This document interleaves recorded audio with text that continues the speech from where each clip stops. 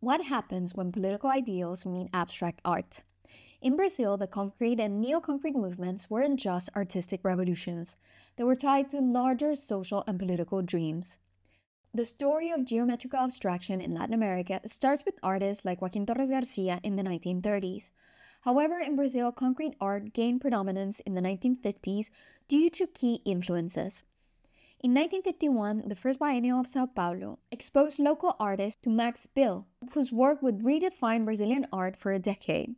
Argentine critic Jorge Romero Brest and artist Tomás Maldonado also brought the movement to Brazil with lectures and exhibitions. But concrete art in Brazil was not just about form. It also reflected a unique convergence of political ideologies. As described by sociologist Carlos Granés, concrete art celebrated the modern industrial world, aligning both with the communist ideas of collectivism and the right-wing developmentalism of Getúlio Vargas's authoritarian government. These artists, like Valdemar Cordero and Geraldo de Barros, sought a practical, utilitarian art free from the emotionalism of surrealism and expressionism, as outlined in their Ruptura Manifesto in 1952.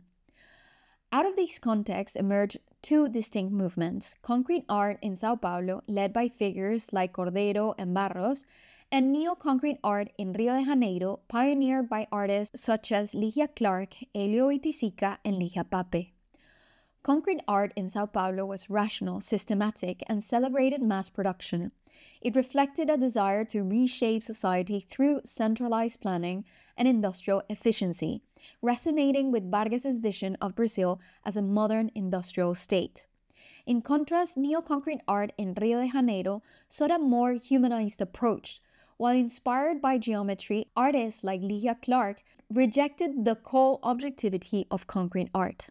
Their work was more intuitive, poetic, and aimed at engaging the viewer's emotions and senses. As Ferreira Goulart observed, while concrete art viewed the artwork as a product tied to the mechanical and impersonal world of industry, neo-concrete art treated it as a living being, expressive and deeply connected to human experience. While concrete artists embraced the ideals of a centrally planned society, neo-concrete artists broke away, advocating for individual expression and emotional depth in art.